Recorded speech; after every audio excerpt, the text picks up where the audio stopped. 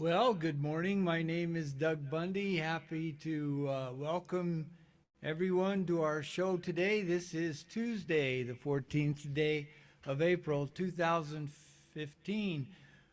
Voices from the Dust TV is what we call it. And we welcome you to the show where we share the reason for the hope within us, the reason why the Latter day Saints are Christians, and the reason why you should be too. We not only explain what distinguishes LDS Christian doctrine from non LDS Christian doctrine, but we also explain why the Latter day Saints have declared and are declaring that the only salvation remaining for the Gentiles is for them to repent, to be baptized, and thus to be numbered with the house of Israel and worship at the same altar as the house of Israel. So we've discussed this for going on 2 years now, this coming August. And you can access all those past episodes at our website, voicesfromthedust.org. That's voicesfromthedust.org. Just go to the menus there and click on the item TV, and that will take you to the page where you can watch the live program, or you can watch archive programs from the past. We haven't got April's up there yet, but we will soon. We'll do that today. But that's just one other program, I think, or two others. But at any rate, you will be able to go to our YouTube channel or our Google Plus page or our Facebook page, which are all entitled Voices from the Dust as well, and make comments or watch the show and archive versions of the show. We're grateful to have everybody here today. Last week we talked about the Mormons, the hidden truth that they won't tell you, and we're kind of continuing along that same vein today, but focusing more on the evangelicals. The truth that they try to tell you that it's not necessarily true. Last night I listened to Bill Salas explain Bible prophecy to Doug and Joe Hagman while promoting his books. The Hagmans and their audience are, of course, interested in Bible prophecy because they are awake and are thus aware of the global elites' efforts and plans and conspiracy to establish a one world government and a one world religion.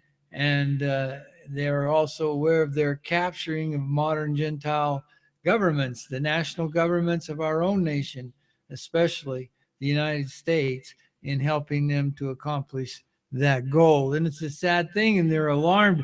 I was listening to Hagman and Hagman last week when they had Coach Dudemeyer on, and he was talking about his new effort to get people together so that at least not as an organization, but as a notified list.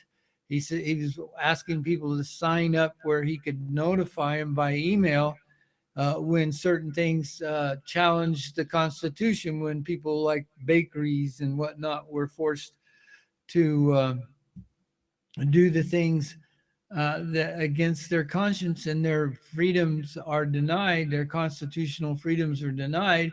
His idea is to immediately marshal the prayers of Christians across the world, really, across the nation, across the world, in behalf of those people, and then also for those who live nearby where it's actually taking place, for them to show up physically to support them, like he has been for Kent Hovind, who the IRS has scalped and placed in prison and violated his rights, and other cases that are ongoing. That's a way to fight back, and he thinks that the Lord has inspired him to do that. I wrote to him and suggested that he leverage the churches, that maybe he could write to the Mormon church. There's not much of a chance that they would respond, but in fact, I didn't even know if he would respond to my emails, but he did. And I thought, well, why not? You know, ask the Mormon church. They've got millions. He was talking about asking the patriot organizations like Oath Keepers, for instance. He said, well, they have 58,000 people that are sworn to uphold the Constitution, so they could sign up. Well, The truth is they could sign up. They don't even all have to sign up if their organizations would sign up. So when the organization got the alert, then they sent it out to all of their people to respond. In the same way with the churches, and especially Latter-day Saint church, I says they have a few more than 58,000. They have millions, and in foreign lands as well, that if they would alert them when they find out that these things are happening, just like they respond to disasters when people are hit by natural disasters, by storms or tornadoes. They're the first ones there. Well, why wouldn't they be there when they're hit by these oppressors and tyrants to take away their liberties and so on? So I suggested to him to do that. But then that got into the fact that, oh, Mormons, he says, they try to infiltrate and take over everything that they do when they're involved with um, patriot organizations. He says they infiltrate them. He used that word, and they try to take them over using those words. And he gave as an example the John Birch Society and the Oath Keepers themselves and the Tea Party and Chuck Baldwin. I don't know what he was talking about in every case. I certainly don't know what they were trying to do in terms of infiltrating and taking over Chuck Baldwin's organization. I didn't know he even had one, but he may be talking about Glenn Beck and Cleon Skousen in that sense. I don't know. But anyways, but he did write back and he told me that. And then at the very end, like a tagline, he said, but the Mormons believe in another gospel. Then the Mormons teach another gospel. So I wrote back to him and tried to explain to him, in fact, I sent him links to things, the audio where Doug Hagman hung up on me on his show, and I sent him a link to Joseph Smith prophecies about America, how it would be crumbling to pieces and tumbled to the ground on the verge of it, and its constitution would be on the brink of ruin, but the Latter-day Saints would be the staff upon which this nation would lean to save the Constitution.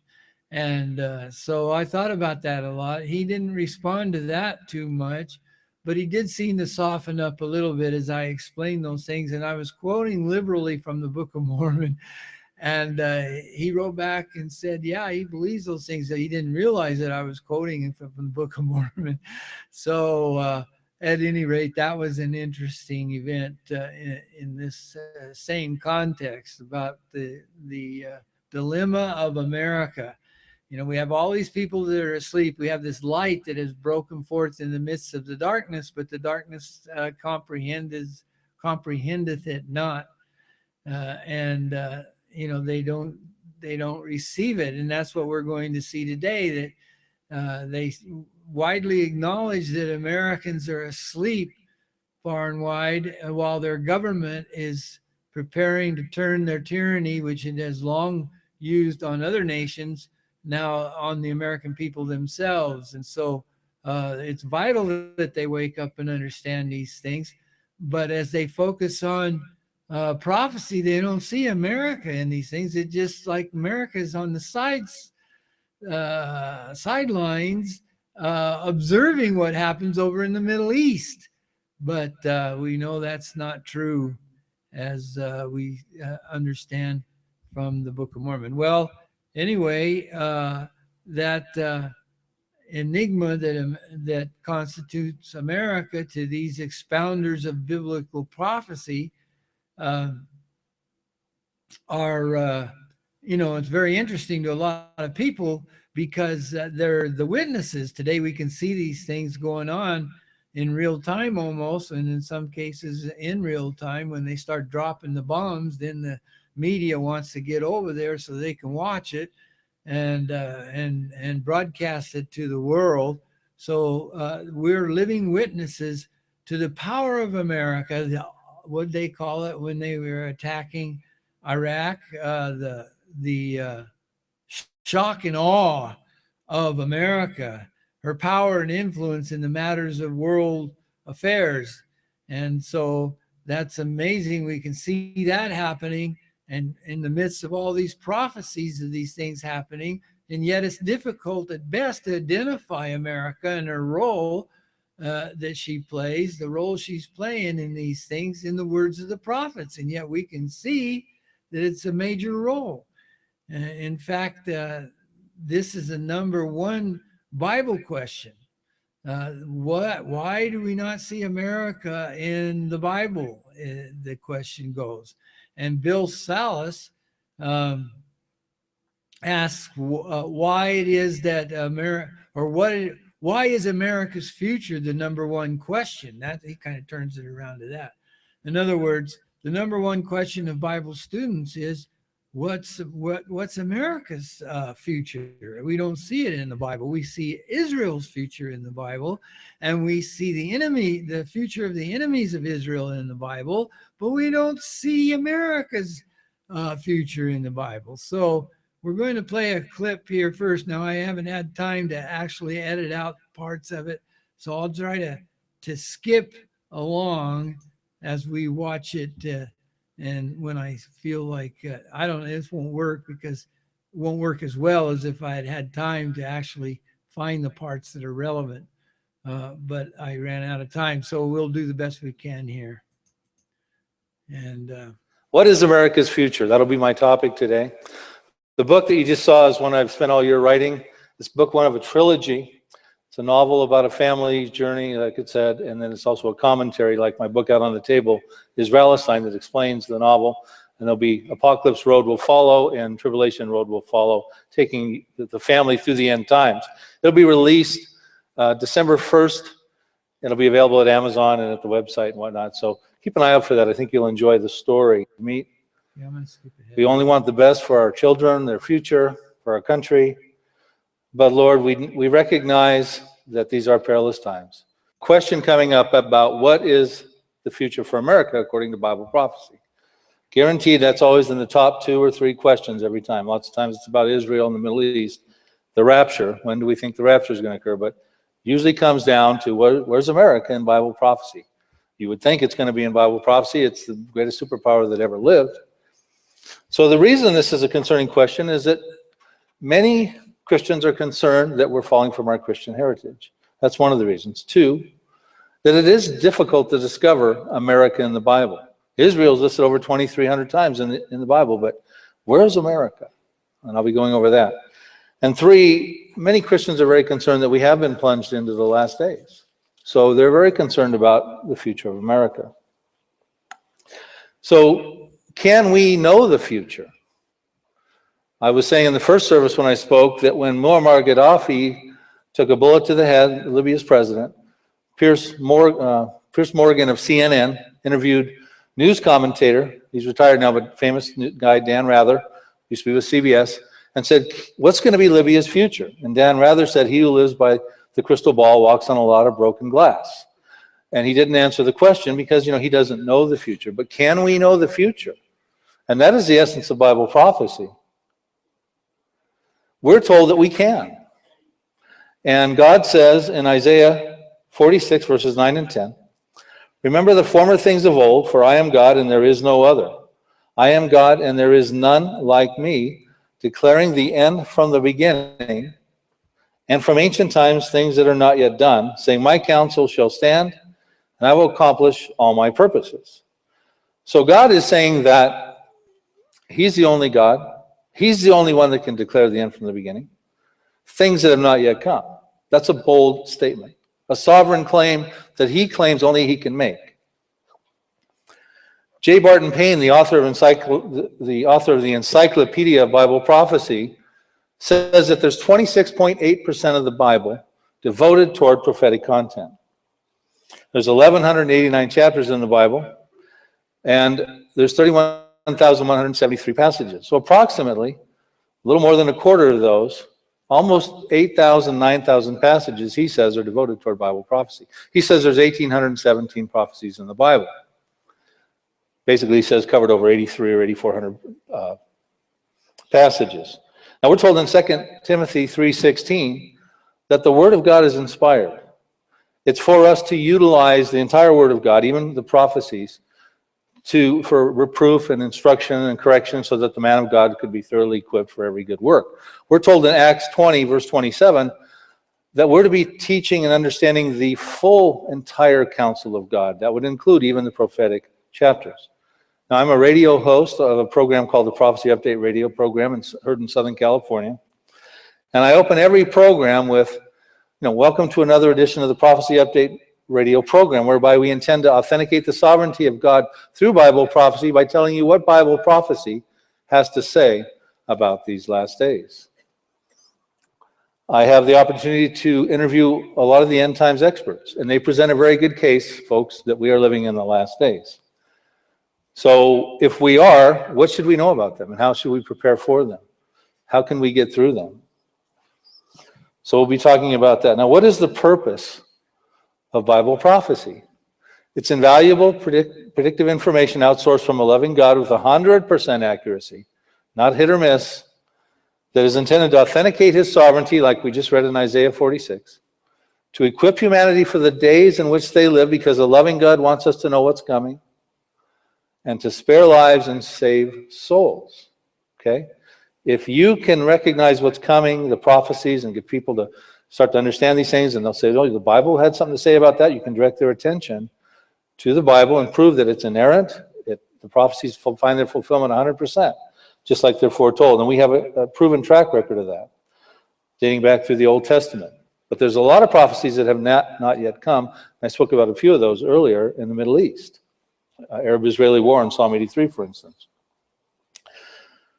So, because so many things are happening on the world scene right now, stage setting in the Middle East, with Iran and with Israel, and a lot of the things you saw in that book trailer, many people are starting to become a little bit obsessed with Bible prophecy. Perhaps you fall into this category. I know I do. Now, if you do, there are a couple of indicators that you might want to know about to see if you are obsessed with Bible prophecy. One, if you refuse to cash an IRS tax refund check because it's payable in the amount of $666, you're probably a little bit obsessed with Bible prophecy. If Walmart barcode scanners make you nervous, you're probably obsessed with Bible prophecy. If you won't let your local vet put a GPS tracking chip in your pet, then because you're worried that your pet's sold to the devil, you're probably obsessed. If you think the church fathers are Tim LaHaye and Hal Lindsey, you're definitely obsessed. Now, a lot of people that are obsessed with Bible prophecy, like myself, are pre-trib rapture believers. Now, the rapture, and I'll be speaking about that as I close, it talks about Jesus coming to get his church in the twinkling of an eye, lifting them into the clouds, accompanied by the shout of an archangel and the sound of a trumpet. Some people believe the rapture is going to occur before the 7 years of tribulation. That's called a pre-trib believer. There's some people believe it occurs in the middle of the 7 years of tribulation. That's called a mid-trib believer. And some people believe it's after the 7 years of tribulation. That's called a post-trib believer. But now there's a new one called a pan-trib believer, the pan-trib rapture, and that they just don't know whether it's pre, mid, or post. They just know it's all going to pan out. So that's kind of a cop-out, but I'm so pre-trib, just so you know, and perhaps you're like me, I won't even buy Kellogg's Post Toasties. I think the 60s pop tune, Up, Up, and Away, was exclusively about the rapture. I get goosebumps just when I hear the sound of a trumpet. And I'll never drive in a convertible with the top, unless the top is down. It says top up there. And I never let my wife Tony buy green bananas because they just won't probably ripen in time before the rapture occurs. So can we know America's future? Well, it's interesting that 3 prophetic scholars, prophetic voices in our country, Mark Hitchcock, Terry James, and Dr. David Reagan, felt burdened to write books on this subject. They've certainly been answering those same kind of questions at the prophecy conferences, and I've shared platforms with most every one of these. I've had them all on my show. Now, Mark Hitchcock, he wrote the book, The Late Great United States. All these books are excellent books if you want to know more about what these gentlemen feel the Bible says about American Bible prophecy. The American Apocalypse and America the Beautiful was written by David Reagan. American Apocalypse by Terry James. You can get those all on Amazon.com, and they're excellent reads. I've read them all and interviewed these individuals. And I've got some good news and bad news from those interviews and from reading those books. The good news is they're all pretty much under the same consensus. They all tend to agree. Their studies have drawn the same conclusions. But the bad news is that consensus is not necessarily good news. In essence, what they're concerned about is that if America is in Bible prophecy, and I'll show you the arguments where some people think it is, it's not the America that we know right now. It's not maintaining its superpower status. Well, why not? What could happen? Okay, and is it truly in Bible prophecy? And they're concerned that America is going to face judgment and may already be facing it, to be quite candid with you. So I'll express a few of their views on that. Now, is America even in the Bible? I mean, being the greatest superpower that ever lived, you would think we should be mentioned in the Bible. I mean, maybe you wouldn't expect Brazil, nothing against Brazil or anything. Maybe they wouldn't be in the Bible. But look who's in the Bible. Israel's in there 2,302 times. Egypt is 565 times in the Bible. Gaza, that's just a small little 146 square miles of land, I think it is, 30 times. Even Russia's in there, we think 5 times, and especially in Ezekiel 38, the Gog of Magog invasion, that prophecy when Russia invades Israel with Iran. And then there's China as well, that we believe is in there in Revelation 16 under the kings of the East. So where is America in the Bible? It's just not standing right out like these other places. And so there's a concern also in tandem with this is what about our Christian heritage? What's going on with America? Are we falling from our Christian heritage? Many people are concerned not only about that, but about the foreign policy because of the national security that's going on in the world right now. I was at a banquet with former UN Ambassador John. Okay, I'm going to stop it right there. The important thing for us to understand, of course, is that the Book of Mormon, the Lord has given us the Book of Mormon to answer all these questions. They're struggling with understanding what the prophets were saying. When it comes to modern nations, they just can't figure that out. They can see the residue of the ancient nations, of course, and identify modern nations that were formerly ancient nations, but these nations, especially America, but also in Europe and so on, aren't appearing, of course, in the Bible. And how could they, since they weren't known and there were no names? So it's obvious that if they are in there, it's through allusions of the prophets to the nations of their day. But who knows? We might just as well ask, where is Canada or Mexico or Argentina or Britain or Germany or France or Spain? And I think they know that there is a reference to Spain. And as he was talking about, maybe Russia and perhaps China, but very, very little. How in the world could this major nation of the United States, the greatest nation on the earth, the one that is plundering nation after nation through the banksters and through the global elite that have captured our nation, how could it not be mentioned, in terms of these things? And of course, the greatest ally of the house of Israel. Why wouldn't that, not the house of Israel, but the nation of Israel, the state of Israel, how could that not be mentioned in prophecy, they're thinking? Well, the easy answer is that they're not, like it or not. And that's correct, because obviously those nations, including the United States, didn't exist for the most part 2,000 to 3,000 years ago. So the question then becomes, if the prophecy were meant to apply to modern nations, were these allusions to ancient nations representative of modern nations? And we know that's true. In other words, are we meant to understand those things, those words that were spoken to the ancient prophets in terms of ancient nations, actually meant to also apply to modern nations? And we see that is definitely true, especially in Isaiah, because we can see that it refers to Cyrus, but Cyrus is also a symbol of the Gentiles, the modern Gentiles. It's also refers to Assyria as the rod which he beats the house of Israel. And then we see that applies to the United States as well, the Gentiles, we should say. The Gentile nations, those who were grafted in to the house of Israel and were brought to this land by the hand of the Lord.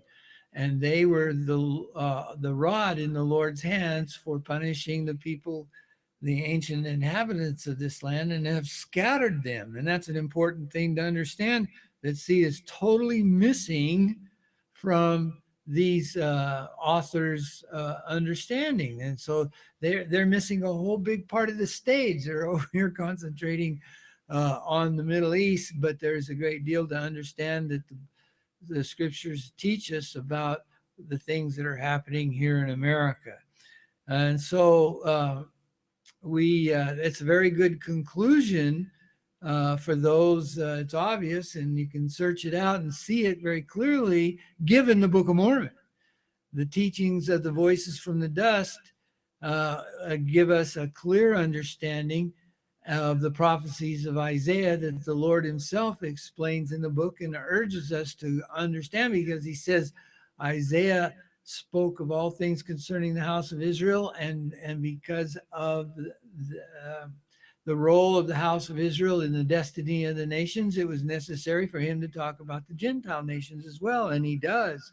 But the key to understanding it, you will find in listening to these guys that are writing all these books and things, that they do so, they refer to Isaiah from time to time, but it'll only be a verse here or a verse there, a passage. They don't understand the thing as a whole, explaining really the great and marvelous work of the Lord and turning the things upside down in the latter days and during the fulfillment, or during the times when the times of the Gentiles being fulfilled. But given the key of the Book of Mormon, you can understand that very easily. And so you saw him put up those 3 books that he was showing from different authors. And of course, if you were going to show all the books that have been written on these things by modern authors, you would have a whole array of books. I mean, you would hundreds probably. And there are some that are more famous than others, but like the Tim LaHaye that he's talking about, and what the other guy's name is, I can't remember, but he wrote the late Hal Lindsey, and they wrote the late great Planet Earth, and it's all about the idea of the rapture, which is totally false. I mean, it's the folly of the Gentiles. We can see that. But the Left Behind series is what Tim LaHaye wrote, and I guess Hal Lindsey wrote the great late Planet Earth, and it's just insane. But those things were bestsellers and went out by the millions, and people are deluded in their understanding of the work of God, the work of Jehovah, when they take their understanding from these guys who think they understand what is happening. They do this while completely ignoring the Book of Mormon. Of course, the Book of Mormon is the oldest American book that treats the subjects of the house of Israel, the work of the Lord, in relation to the prophecies of the house of Israel and its destiny and its role in his work. But that book is totally, you'll never hear it mentioned by modern Christian Jewish authors. They don't understand it. Now that may change as time goes on, but it's already been 180 some years, 85 years that it's been on the shelf, but they ignore it.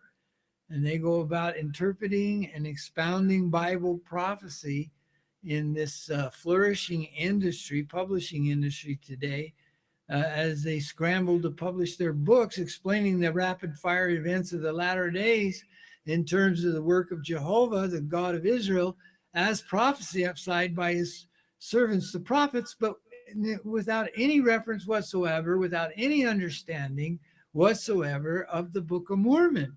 that the Lord has given us. It's a great light that is broken forth.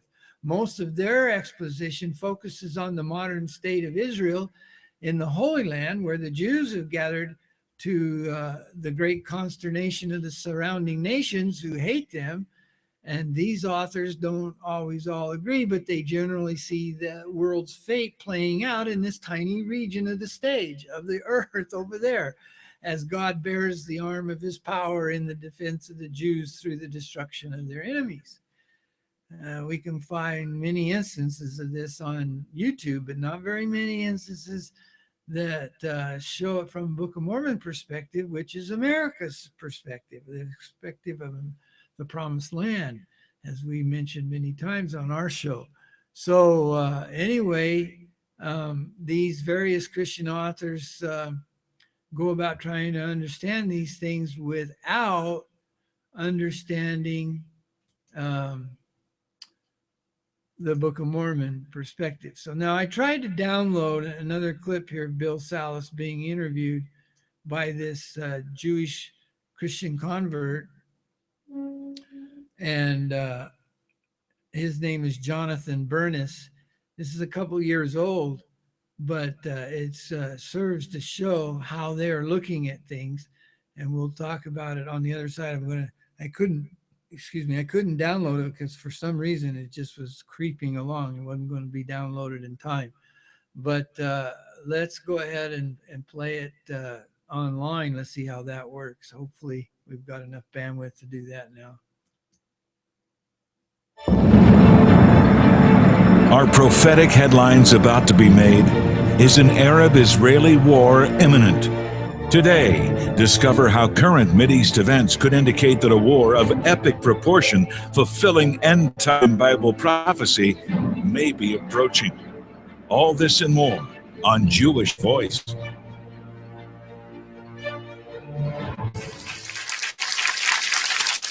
Shalom and welcome to Jewish Voice, a program that helps you to understand the Jewishness of Yeshua, Jesus, why that matters to you, and what God is doing today with Israel.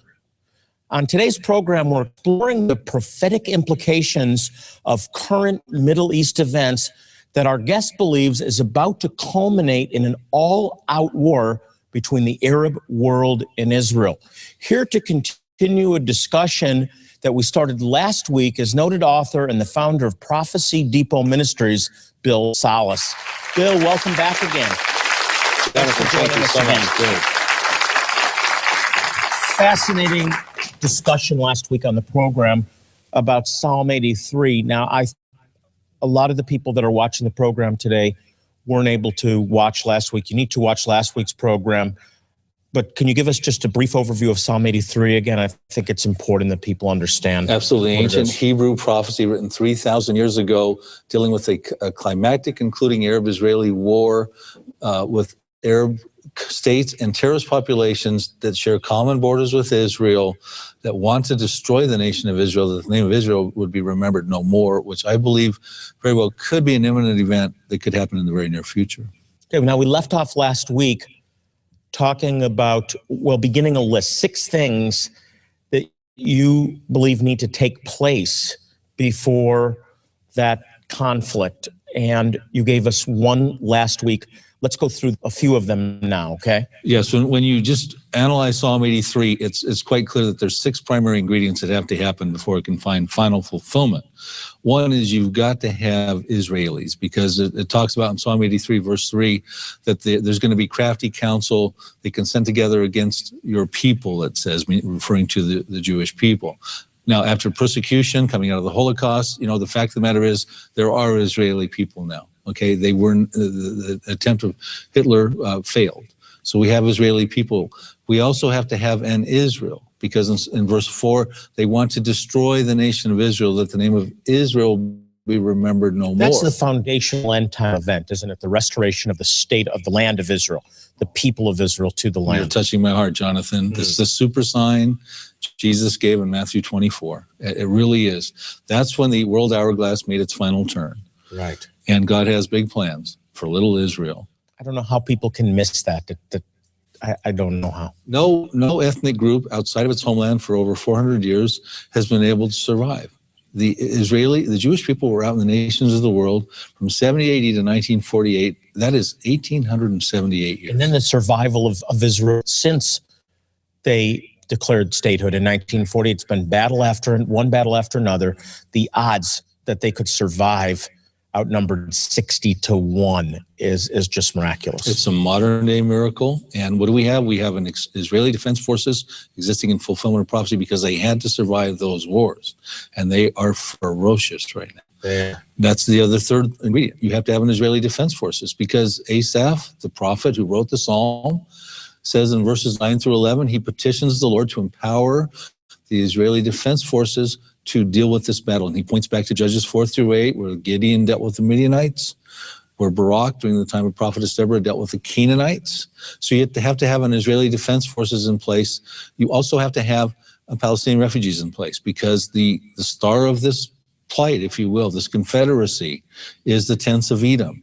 Now the Edomites are descendants from Esau. So is that for the refugees? The Palestinian refugees, they became a reality in 1948. So the survival of the Jewish people, the restoration of Israel, the land of Israel, 1948, the creation of the IDF, the formation of the IDF, which is a fulfillment of Bible prophecy, you believe. Yes. And then the Palestinian refugee situation. The lead participant, the very first name, the tents of Edom, representing a refugee condition biblically, of the 10 members in the Psalm 83 coalition, verses 6 through 8. I got to stop you there. I know there's two more, but we have to take a break. When we come back, the last two things that Bill says need to be in place before a major Middle East battle can occur. Fascinating stuff. You don't want to miss it. We'll be right back. Share the good news. Will you help these? What you can do to prepare for the Messianical teachings. Psalm 8 is possible when you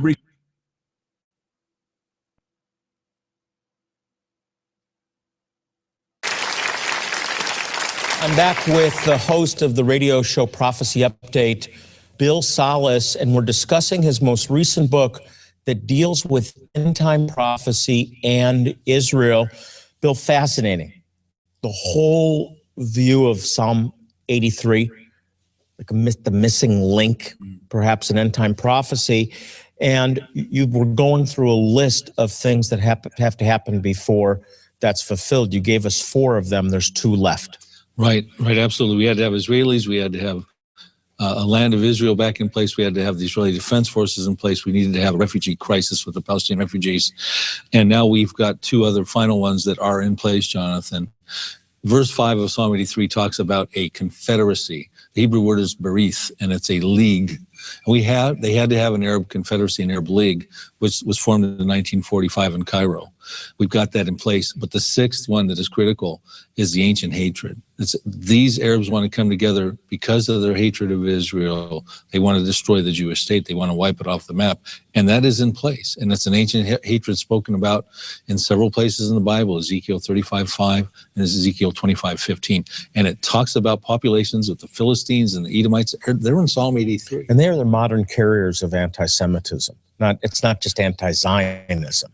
Right. And it is rabid hatred for not only Israel, but really for the Jewish people as well. We're seeing it all over the world now. We have a map, and I want to go into a little more detail on the Confederates, the modern Confederates that you see Psalm 83 describing. So let's go to the map. We'll put it up on the screen now for people to see. Talk about the Confederates here. And that's important, Jonathan, absolutely, because when Asaph wrote 3,000 years ago, he did not have Palestinians and Hezbollah and Jordanians. He had Edomites and Ammonites and Moabites, etc.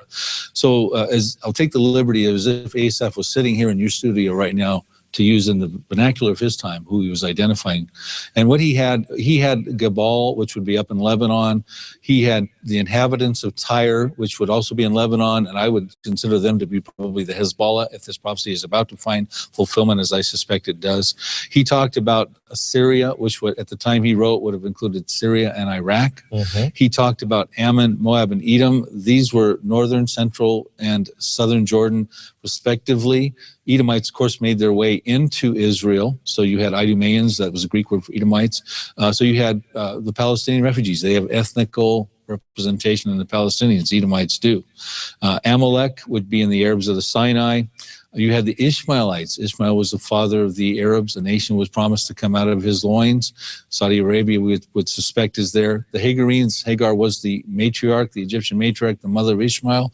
We would have the Egyptians. You would probably have to throw in the Muslim Brotherhood in there as well. So he was describing the modern Arab world that is committed to pushing Israel into the sea. In the terms that he had at his time. And so this prophecy has not found fulfillment yet. Let me focus your attention and talk about Egypt, because Egypt is really, I'm really paying a lot of attention to what's happening in Egypt. And, you know, the saying, as goes Egypt, so goes the Arab world. Egypt's critical. Absolutely. Definitely the wild card to be watching for here. I do want to say one last thing on that map. We didn't talk about Philistia. The Philistines are in Psalm 83. That would be the Hamas. Now, Egypt is mentioned about 565 times in the Bible. And there are 3 specific judgments that are going to happen to Egypt written by Ezekiel, Jeremiah, and Isaiah.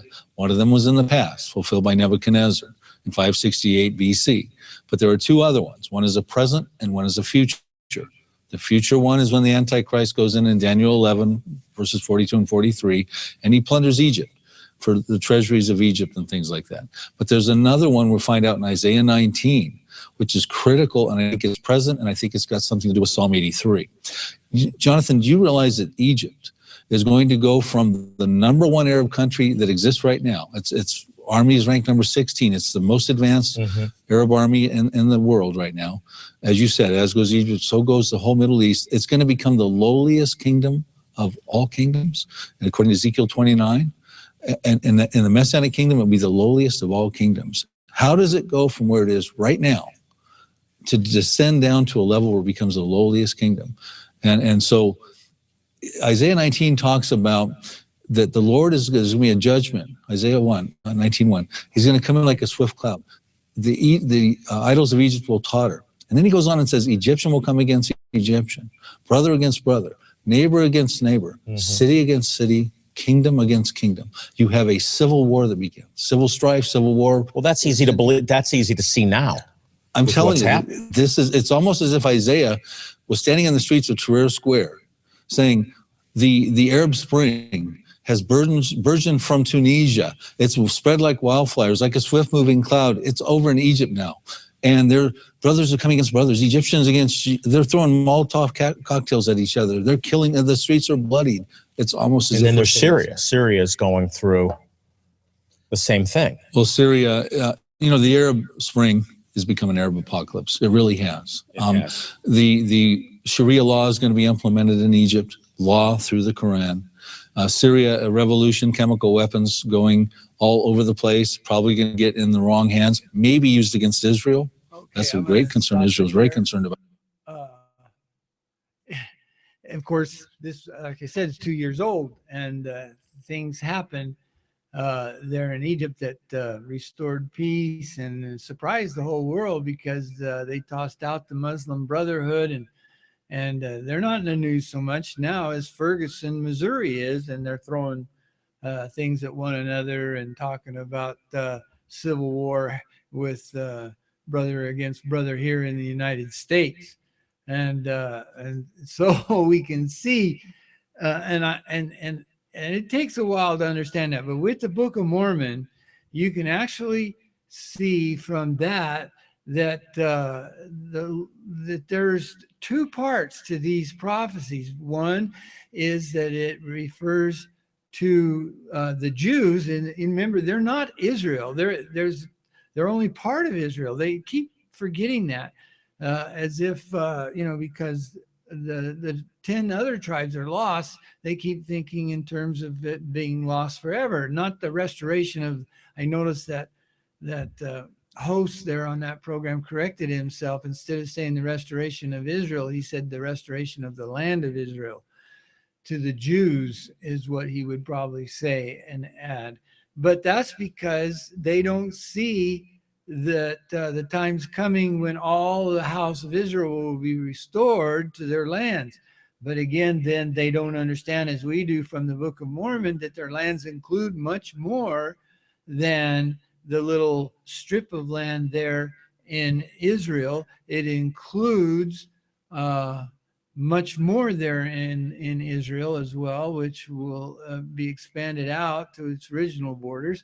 But it also includes America, the land of America, the land of promise that was given to the seed of Joseph. And of course, without understanding that, you're not going to be able to understand a lot of the symbolic things that are happening over there that also apply to the greater nation of America and the modern conflicts that are happening now. For instance, we can see in Isaiah that when he refers to Egypt, he's not referring to the little Egypt. He's there over there on the other side of the Red Sea from Jerusalem, from Israel. He's referring to America actually as Egypt. And we spend a lot of time showing how you could identify America, especially its government, with Egypt.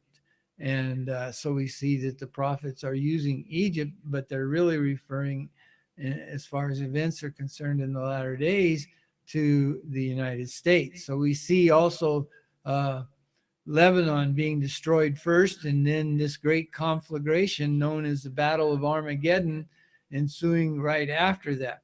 Well, in this battle, the armies of Israel's enemies are gathered together and destroyed by fire from heaven on the plains of Megiddo, which was the inheritance of the ancient tribe of Manasseh, son of Joseph. So Armageddon, and especially if you read about how it comes to pass, it could be referring to the United States as well as the little on the plains there of Jericho, the valley of Jericho, the plains of Megiddo. Armageddon means the hill of in Megiddo, on the plains of Megiddo. See, so where there's talking about this great battle where it takes 7 years just to bury the dead and to burn the fuel that is left from those armies that are gathered there against them, and they think of that as taking place in that little bit of land there. It's a worldwide conflagration. But now we see that it may not just refer to that land, but also the land of America, where the Lord has consecrated America for the gathering of the house of Israel, not just Joseph either, but all of them, and all the Jews who will come as well. There's already half as many Jews in America as there are in Israel. And so anyway, we'll talk about that at some point in the future. But the perplexing part of all this that the Christian authors struggled to explain is the role of America in this great drama that they're describing. They admit that the so-called body of Christ in America is sound asleep, mostly unaware and unconcerned with Bible prophecy, while the government of the United States has become a captured operation of the global elite and is used to finance rebellion and armed revolution around the world, but especially in the Middle East. And its tyranny is exercised all over the world. Well, so why then, the question is, why is this major tyrant, who is obviously the central actor in the modern Jewish drama, hardly detectable in the Bible prophecies? And why are the people of the nation asleep while its government reigns with blood and horror on this earth? Those are two big questions. And of course, the short answer is that, as Nephi explained in the Book of Mormon, he says, I came out from Jerusalem, and mine eyes have beheld the things of the Jews, and I know that the Jews do understand the things of the prophets. And there is none other people that understand the things which were spoken unto the Jews like unto them, save it be that they are taught after the manner of the things of the Jews. Well, trust me, these guys are not taught after the manner of the things of the Jews. Bill Salas or Jonathan Cahn or Tim LaHaye or many of the others, Mark Biltz and many of the other names that are writing these books that we could point out. None of them are trained, at least none of them claim to be trained in the things of the Jews. But in stark contrast, these modern authors think they can understand these things, the things that were spoken unto the Jews. Well, who spoke them? The Lord spoke them. But they think that they can understand these things that were spoken unto the Jews, or at least they think they can persuade others that they can understand them, which helps them, of course, sell their books. And that we're going to listen to another Bill Salas clip from the Hagman and Hagman show as a case in point here. This is an audio clip that I'm going to play. What they want to know is this. You've covered a lot of ground tonight, and I'll just summarize their question here. If you could lay out what you believe to be, or your best guess scenario of maybe like an event timeline, and I mean no dates, but just like a sequence of events based on prophecy, what would it be? I mean, tomorrow, next day, a month from now, whatever. You know, what would be like the first thing you would expect to happen, and then subsequent events from that point forward? If you could paint us a picture. Okay. Hold on one second here. Let me get into. They'll be happy to know. And they'll be happy to know that I'm going in. Go ahead. I just want to say they want to know based on your research. Having said here that they respect your research immensely and feel that you've been right on the money with all of your writings. But I'm sorry, go ahead. Okay. Well, they'll be happy to know also the sequel to Revelation Road is half done. The novel is pretty much done. I'm just going through the editing. It's called Apocalypse Road. That, just so I can plug the book here for your listeners here, is what I felt the Lord wanted me to do, and I wrote Revelation Road in 2012, and I was going to follow it up with a sequel right afterwards, but I came out with Psalm 83, the book, and then this new one, A Nuclear Showdown. I felt the Lord wanted me to do those meanwhile. I believe the Lord wants me to do, and it started with Revelation Road, was to take the prophetic material, the prophetic information, and put it into a real-life situation. So we've got a family in the first part of these books. It's a novel that are experiencing the prophecies. In Revelation Road, they experience Psalm 83 and part of Ezekiel 38 as a stage set, and a few other things. I don't want to give it away because it's a great book. But my goal is to write 3 books that lays out sequentially the prophecies as they appear to be set up to happen, and how they would affect this family as they go through all these prophecies from now until the second coming of Christ. So to paint the end time story into a picture, because we can talk about these things, and they're very interesting, and they're very, for lack of a better word, they can be very entertaining, but you know what? They're life-changing events, and how will they affect a family? How will the pedal hit the metal? This is what I was trying to let people know. And also, what happens when the church is raptured? What about the information people need to know that are left behind? So that's actually what Apocalypse Road gets into, and that book is almost done. Now, to answer the question, hopefully it'll be out by the end of the year. They want me to have it out by the summer, but I'm a little concerned about that. If things go crazy in the Middle East, there's no way. But the sequential scenario. Okay, here we go. I'm going to lay it out there. You tell me if you think it's far-fetched. And I'm not making any predictions, and I'm certainly not going to be held accountable for this. That's my caveat. And I'm going to tell you also that I believe that the church gets raptured. I believe in a literal rapture, that Jesus is going to come without warning. He's going to whisk his bride, the church, to be with him forever in heaven.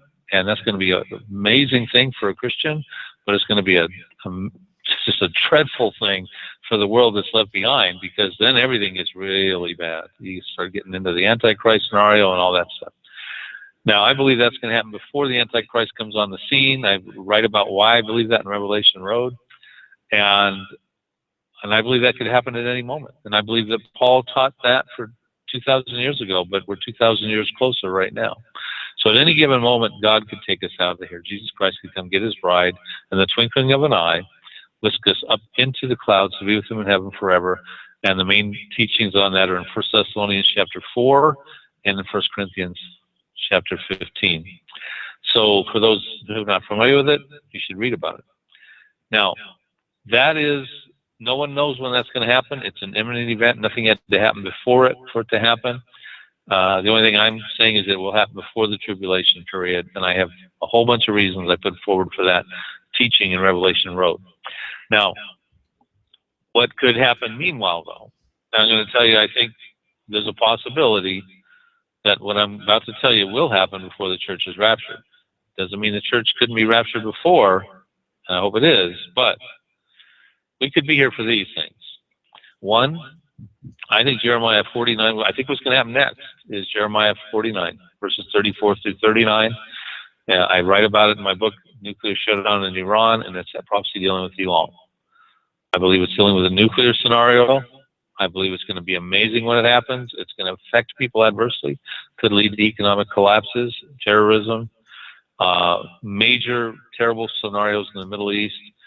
And I think that may be prompted by Israel striking Iran's nuclear sites. I think that's what that prophecy might be talking about, although it doesn't specifically tell us who strikes Iran's nuclear facilities, but it appears to be dealing with their nuclear program, and it appears to be a military scenario. Could be an earthquake.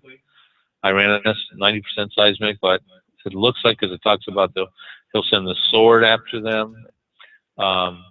It primarily alludes to a military scenario. I think if that happens, Iran will not, play rope-a-dope. I think they're going to come after Israel. I think they're going to come after them with all they got. And I think they're going to come after Israel through Hezbollah's 100,000 rockets to the north. Syria will get involved, even though it's in shambles right now, and Hamas will get involved. And Iran will get involved.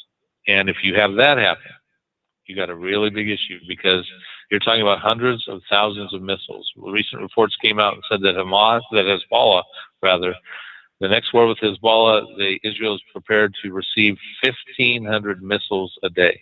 Now, to put that in comparison, or into perspective, in the summer of 2006, there was a 34-day conflict between Hezbollah and Israel, and 4,000 missiles were lobbed into Israel by Hezbollah in 34 days, but many Israelis in northern Israel into bomb shelters for a whole month, basically. And now they've got 100,000 missiles.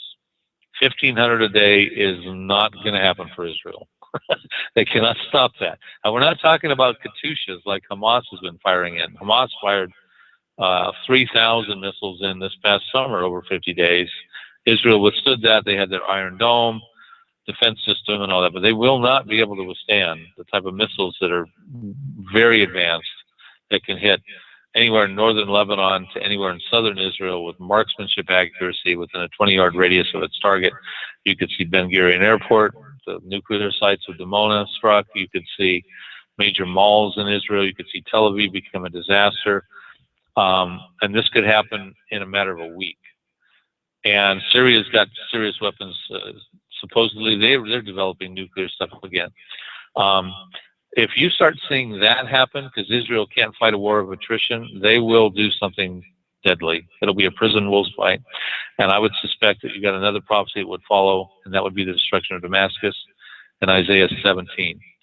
Isaiah 17:1 says, Damascus will cease from being a city. It will be a ruinous heap. It will be reduced to rubble. That has never happened in history. We're told in verse 9 of Isaiah 17 that there's desolation because of the children of Israel. So we find out who's responsible, and it's the IDF. And then we find out in verse 14 of Isaiah 17 that it happens overnight. It says, one evening you'll see Damascus, but in the morning you won't see it anymore. And that's not bow and arrow technology. So that could happen. Then I believe that's going to prompt Psalm 83, because that's when the Arabs will go, okay, if they're going to take out Damascus, what makes Mecca and Cairo and Beirut and Amman, what keeps us safe, and how are we going to allow them to do this? We need to put together a unified force. Already Egypt has advocated through the Arab League, and this happened in Egypt at one of their last meetings. They want to put together a united Arab force. They want a united Arab force because they want to stave off the terrorism that's burgeoning throughout, especially like with ISIS and stuff. But the United Arab Force is indeed what seems to be part of Psalm 83. That's a collection of Arab countries, probably terrorist populations as well. So I'm thinking these things could happen. And I believe that when they happen, they could happen real quickly, one right after the other. But there could be a little lull, because that might give, God might give the church the opportunity for people like ourselves to come out and explain what just happened. Because people are going to have a lot of questions, and they're going to want to hear the biblical perspective. Fox and CNN, they're only going to give them the geopolitical and the analytical and military perspectives. The biblical perspective needs to be known, because the literal fulfillment of Bible prophecy will be something that God will need full credit for. Okay, so here we see the carried out. Oh, goodness. I don't know what happened. I tried to make those things. Oh, gosh. I don't know how to get rid of them. I thought that would be what do you call it, over the an overlay over the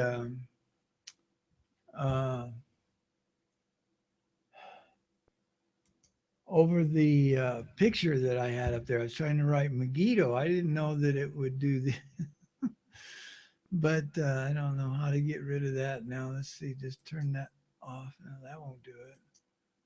And that's well, anyway, I didn't know this would happen, but so that's very distracting. I don't see how to turn it off. Geez. Oh, trash it. Maybe that will work. Okay, good. All right.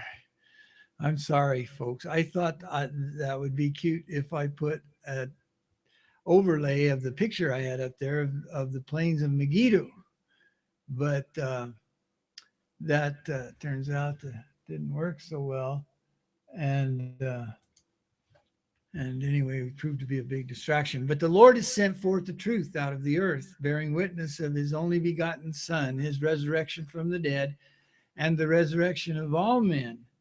But those who sit in darkness, like these guys, have rejected it, calling it another gospel and many other things, because they fear, their fear towards God is taught by the precept of men, and they do not hear his voice as a result, and will not hearken unto it, and instead they harden their hearts against it. So now they not only don't understand the things of the Jews, they also don't understand the things of the Joes, or the prophecies of Joseph, the prophets of Joseph, if you will, which are plain and easy to understand, as Nephi explains in the Book of Mormon. He says, or he writes, "But behold, I proceed with mine own prophecy, according to my plainness, in which I know that no man can err. Nevertheless, in the days that the prophecies of Isaiah, who didn't write that way, shall be fulfilled, men shall know of a surety at the times when they shall come to pass." And those times are our times. So that's why it's so important to understand the words of Isaiah. "Wherefore they are of worth unto the children of men, and he that supposeth that they are not, unto them will I speak particularly, and confine the words unto mine own people, for I know that they shall be of great worth unto them in the last days, for in that day shall they understand them. Wherefore for their good have I written them." See, but the world says, oh, Joseph Smith wrote it and he was just plagiarizing from the Bible. Well, the Lord says that if they don't receive the further light and knowledge that he sent them through the Book of Mormon and this restoration, in connection with the restoration of the church and the restoration of the whole house of Israel, that even that which they have shall be taken away from them. So it's important to understand that that's why Nephi wrote them in his book. And they were written slightly before the time that Nephi came over with his father and the family from Jerusalem.